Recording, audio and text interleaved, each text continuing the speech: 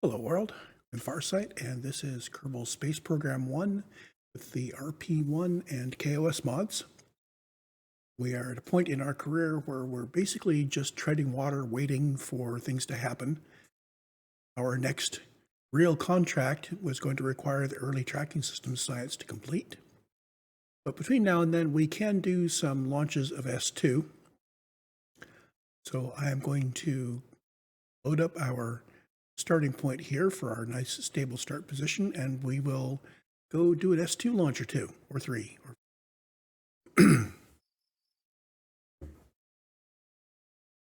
At this point, we have the ability to get following contracts. Basically, we could do downrange distance development. These we can repeat with the downrange rockets. We just did them, so currently they've gotten a reward. We can do another film return with a downrange rocket. And this again is a repeat of one. These are, I believe, increasing in altitude and such, although this is within our capabilities. And then we have the biological experimentation. This is the one that is waiting on our next research. And then we've got sounding rocket development, where we've got 80 kilometers or 130 kilometers with payload. We can do the 130. Of all of those, the ones that we're going to do next is this difficult sounding rocket altitude, which we can accept now. We do have an S2 coming off the line. I'm a little worried, so I am going to very quickly go and run a quick simulation to make sure I've got the right rocket and the right contract. We'll hit pause during the simulation, so you'll only see the official flight. Oh, this is taking place after I've done my review of the standalone avionics. So we have these SA parts that are down here. We can safely ignore those. We're going to be flying S2 in the configuration that I've been using, where we're running stuff from the archive. That's okay for this because our entire flight is well within radio distance. So let's hit pause and I will go do a simulation. I'll be back with a confirmation that this rocket will match the contract that we've got. Okay, unpausing in the middle of the simulation here. We have a serious problem with S2. According to the contract, this rocket does not have at least 75 units of sounding payload. Well, there's the tank I set up right there. It is a high-pressure aluminum fuselage, so the two rockets that I have in the queue are not going to be able to do this particular mission, simply because they don't have 75 units.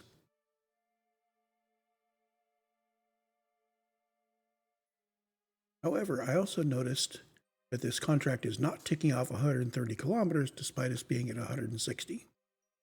I'm going to double check it and try to figure out what's going on here. So, revert to editor.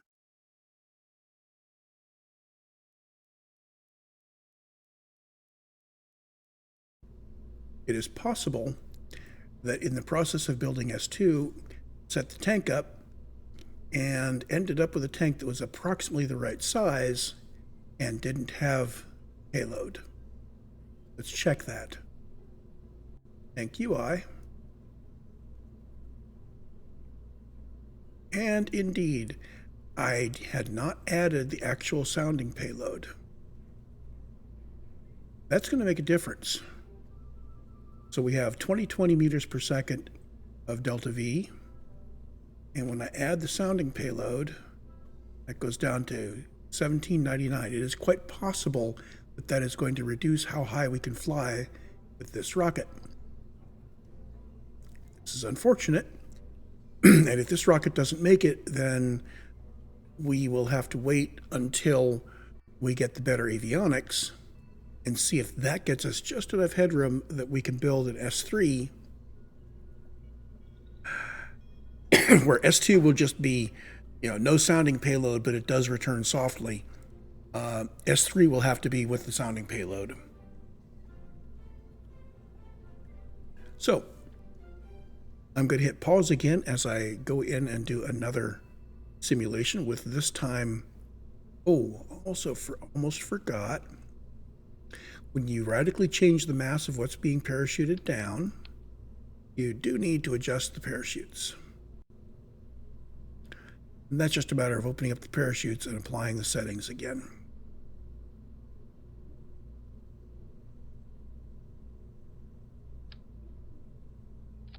Again, that has reduced our delta V by a little over 200 meters per second. This could be a problem. Let's save it. And on pause, I'm going to go simulate. Okay, I figured I would cut to the chase here in the simulation to show the difference. With the payload actually filled, our maximum altitude is 119 kilometers. And the altitude we need for this is 130 kilometers. So this isn't even just, if we push it, we can go over the 120 kilometer mark and get there. We need to get all the way up to 130. So the difficult sounding rocket contract is beyond us. We can, however, do the intermediate one.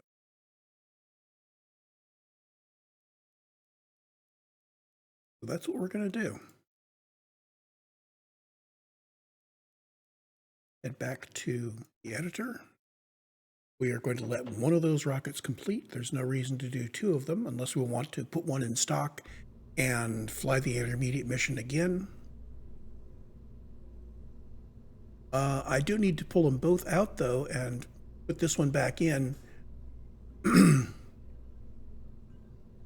because the plans that I have for S2 in my list are of the wrong rocket. So we're going to hit that, move that, and now we're going to put the revised plan on, but we're on the wrong LC.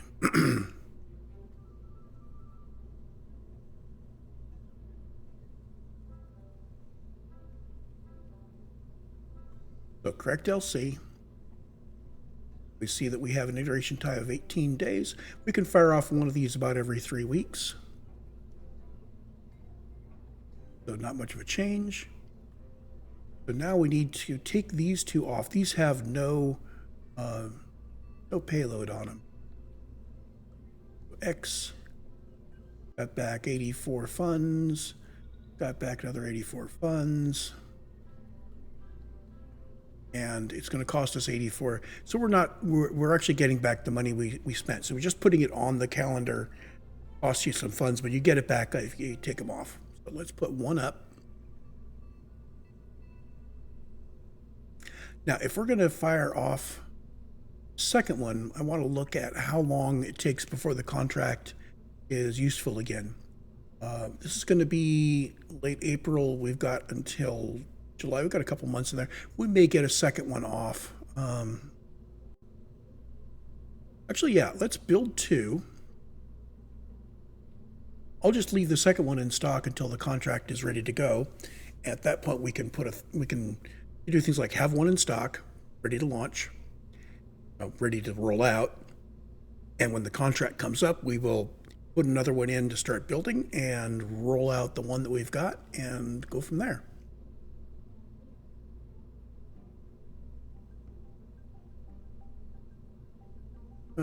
What are the chances that that contract is not going to be profitable before this science comes up?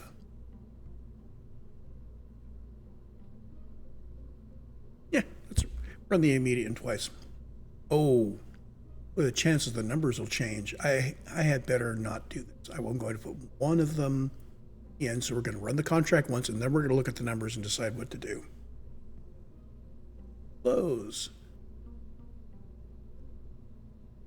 Let's head back out.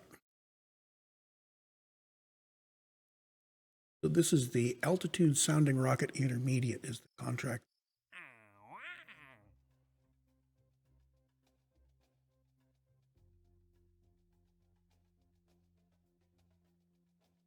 Double checking this. It is 75 units of payload to 80 kilometers.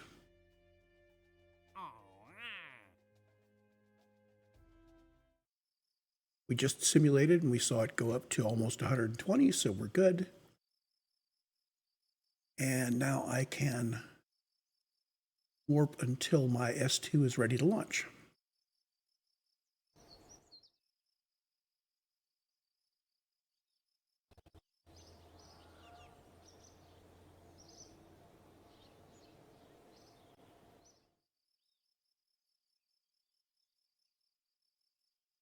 Okay, going to drop a hard save.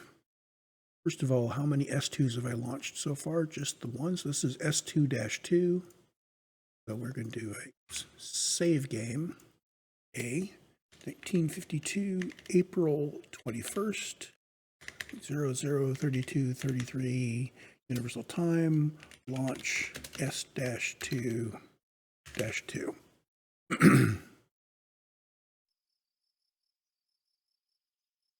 I'm going to take my sunrise option.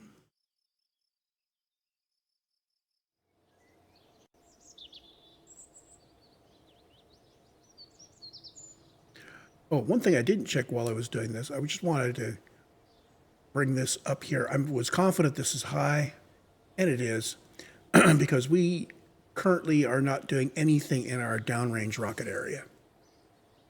That is waiting on getting a better rocket out there. In theory, we could repeat the downrange distance LV development, but these downrange rockets take so long to build, it's better just to wait for the tracking systems to complete and get the redesign in.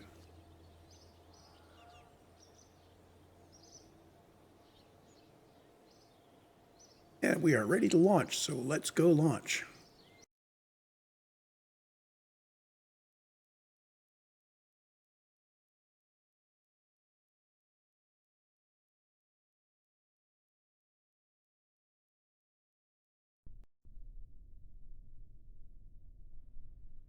Okay, move our windows into place. Don't need to be watching KOS output because there is no print lines from there. And we can trigger this to go fix our contract up. I don't think we're going to get any science out of this. We can always watch. But we had some contract completions that we didn't acknowledge before, which was our film camera and the suborbital trajectory and the downrange. So, yay! Huzzah! Our contract is ready to go. All we have to do is get to 80 kilometers. We don't even have to come back safely on this one. That may be what we would want to do. If we had to go for the fancy one, we would have to build a rocket that didn't have parachutes. I think that might get us a little bit more. No parachute and no separator, and thin everything down to the minimum, and maybe we can hit 130. Nah.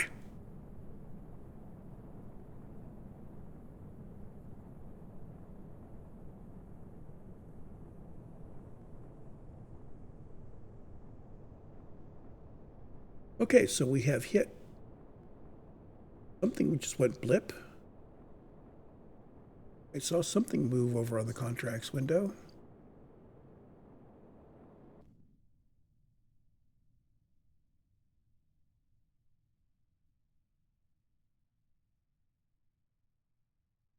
I don't believe we're getting any. Yeah, all the science is finished up here. There might be some science above 140 kilometers. We're not going to get there today. We're only getting to 126. I will let the vessel get up above the Kármán line, just in case. I think there's no science left, so once I'm sure that we aren't going to get any science coming back down, we can hit the poof button. Let's go to time warp it a bit. Okay, we're above the Kármán line and no science. We finished the contract.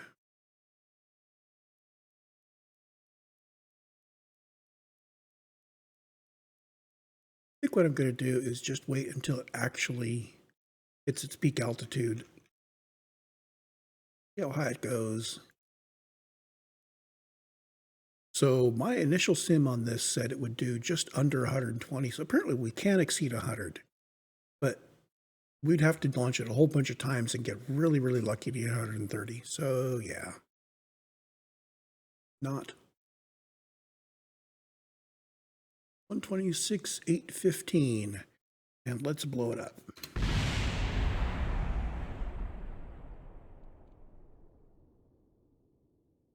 Back to the Space Center, and I could drop a hard save for this launch working.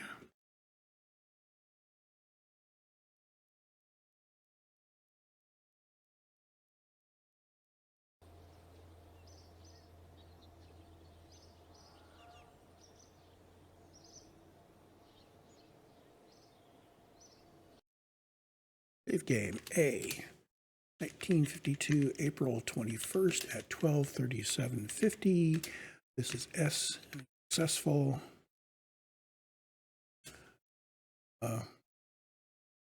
Actually, I think, how am I doing these? S-2-2 success. That's good enough. It's not important to be able to automatically parse the names, but I do want it to be somewhat consistent. Like sometimes I put launch first, sometimes I put the name first.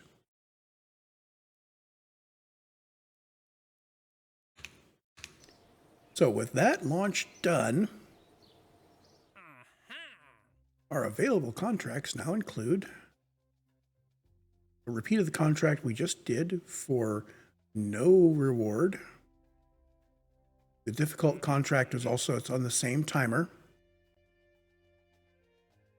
So we have no contracts that we can complete profitably until it's time to send the biological experiment up.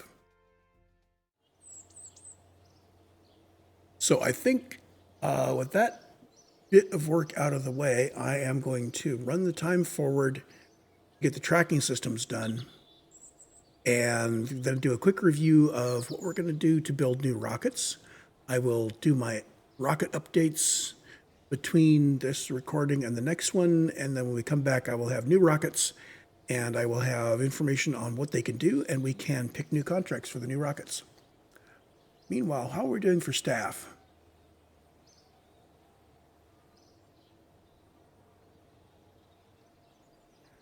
In theory, I could hire some more researchers.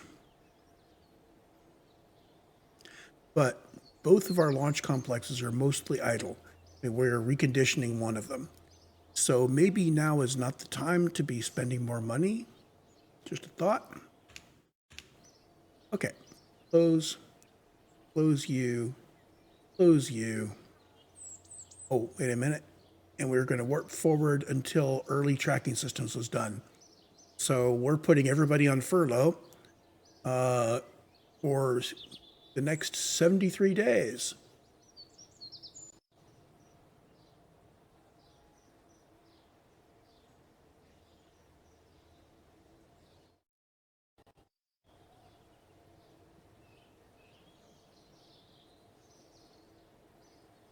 And here we are. We have now completed our research into early tracking systems. We now have a biological sample capsule, which looks like the one from the normal game. We have another one that's inline, which I think fits inside our sounding rockets. And we have a updated procedural science core avionics for the sounding rockets. Okay, this is not for the downrange rockets. We do not have an upgrade for downrange rocket avionics until we get all the way out to here, avionics prototypes.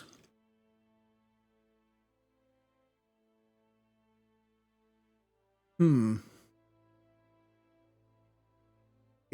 prototypes is, let's see, is there a comparison I can make here?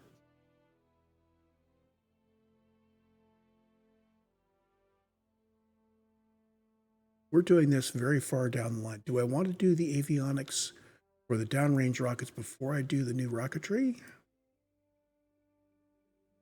think so. I think I need the rocketry before I need the new avionics.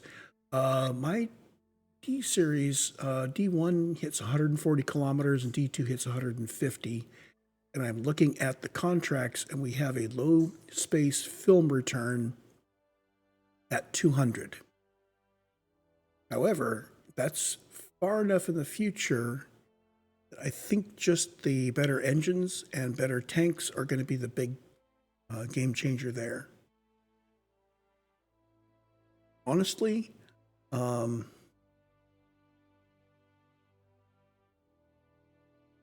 big a difference is this? This reduces the mass by 20%. So 20% less mass. I'm going to take a look at the model. We have time here. I'm going to take a look at the D1 and D2. Actually, D2 is the important one.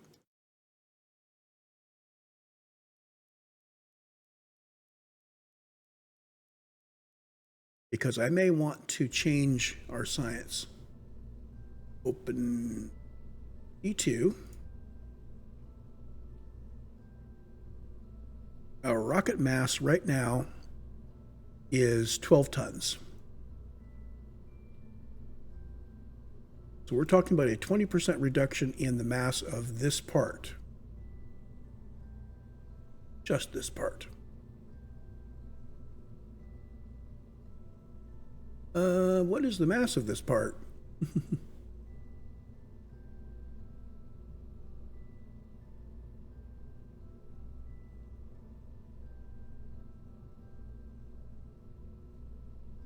Well, 5.5 kilograms. So we're talking about 1 kilogram difference in 12 metric tons.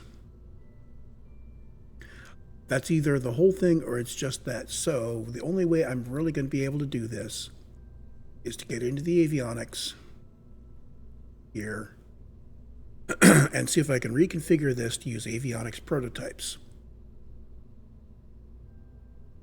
So we want to make sure it's 20 ton, 400 kilojoules, and we're starting out with 2511 delta V. We switch to avionics prototypes. Keep the same EC amount. So 2511 to 2543. So that avionics update is not a huge difference for this rocket. No, yes. So what actually does it do?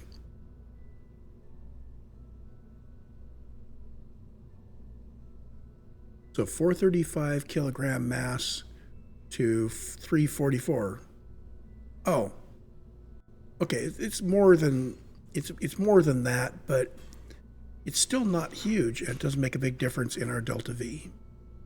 So I'm not going to worry about upgrading my downrange rockets. I will, however, do a new series of sounding rockets with the new parts. We can hit those, and we can probably queue up a low space film return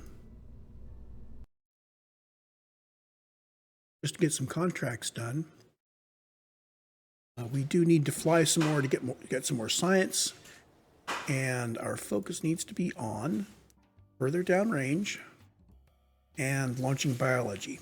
Well, biology is what we're going to be launching, so we're making good progress. I think at this point we're just kind of ticking along through the technologies and upgrading the rockets, and then sending rockets out to go gather science. So I may need to do a better job of calculating what science I can get from where and how I'm going to get there. So with that said, I think that's enough proper planning. I am going to call this a recording here. And when we come back, I will load up this same save, but I will have the new rockets all designed. I will see you then. Until then, go have some fun.